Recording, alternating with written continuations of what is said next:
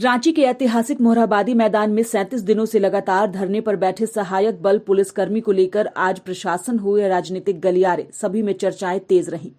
आज मुख्यमंत्री हेमंत सोरेन के पास यह ज्ञापन सौंपने के लिए निकले थे, लेकिन इन्हें वार्ता के लिए बुला लिया गया। पुलिस के प्रतिनिधि वरीय प्रशासनिक अधिकारी SSP Akhilesh Jha additional secretary के साथ इनकी वार्ता हुई। कई बिंदुओं पर सहमति बनी, लेकिन अस्थायीकरण जैसे बिंदुओं पर अब तक बात नहीं बन पाई है। इसका प्रतिनिधित्व कर रहे लोगों ने कहा कि जिन मुद्दों पर सहमति नहीं है, इनकी मांग है कि हमें लिखित आश्वासन नहीं मिलता तब तक आंदोलन जारी रहेगा। जो भी home secretary, additional home secretary sir से वार्ता हुई और मानवाधिकार आईजी सर से बात हुई। बात अच्छे माहौल में हुई, सकारात्मक हुई और हम लोग भी उनकी बातों के प्रति सहमत हैं और सहमत रहने का प्रयास किए।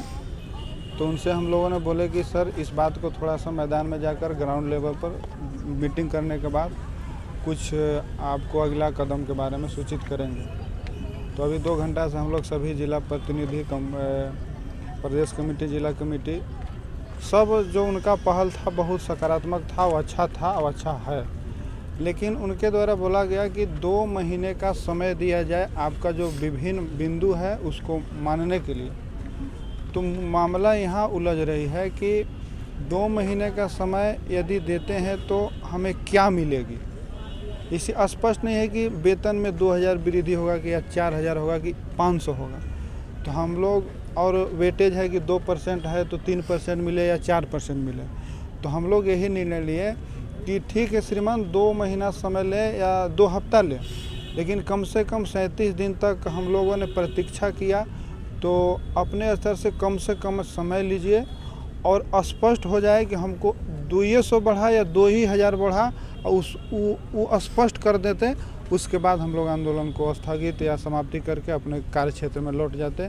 लेकिन थोड़ा सा भ्रम की स्थिति हम लोगों में है कि क्या मिलेगा 2 महीने बाद, ये क्लियरिटी नहीं हो पा रही। लिखित तौर पे आपने लिखित तौर पे वार्ता नहीं, बात बोला गया कि 2 महीने के अंदर रिपोर्ट दिया जाएगा, ये लिखित देंगे। 2 महीने के अंदर रिपोर्ट देंगे, ये लिखित देंगे, लेकिन क्या मिलेगा ये स्पष्ट नहीं। तो क्या आप लोग लिखित आश्वासन भी चाहते हैं? आश्वासन इस तरह से दिया गया। तो इसीलिए तो हम बोले कि श्रीमान वो बात ठीक है, लेकिन अब कम से कम समय लीजिए और ये स्पष्ट कीजिए कि आपको 2000 बढ़ रहा है या 4000 बढ़ रहा है और आप ये राजी खुशी से जाइए और दिवाली छठ मनाइए। तो ऐसा नहीं बोला गया, केवल लिखित 2 महीना के अंदर रिपोर्ट देने के लिए लिखित के बात बोले सर। हम लोगों के वे में ही बात हो रहा था, हुआ भी पॉजिटिवली, लेकिन उसमें कोई पारदर्शिता टाइप का पॉइंट नहीं दिखा कि कोई भी पॉइंट पे खुल के सरकार हम लोगों का मदद कर रहे। ये चीज़ नहीं दिखा, जो कि हमारे प्रतिनिधि जो भी हैं, क्योंकि ये एक अकेला कोई इस चीज़ का फैसला नहीं ले सकता।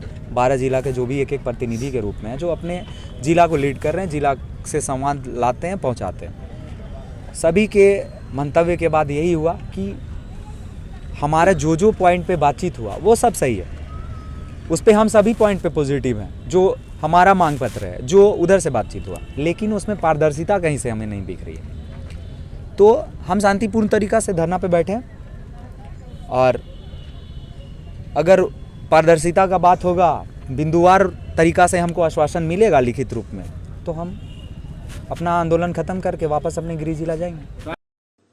न्यूज विंग के लिए रांची से मनीष झा की रिपोर्ट। धनबाद के बाद अब गिरिडीह के बरगंडा में खुल गया है आविष्कार डायग्नोस्टिक। यहाँ digital mammography, CT scan, ultrasound, x ray DR, uroflowmetry, pathology, ECG, TMT, EEG, PFT, NCV आदि की जांच की सुविधा उपलब्ध है। यहाँ योग्य एवं अनुभवी टेक्नीशियंस के द्वारा सभी प्रकार की जाँच की जाती है।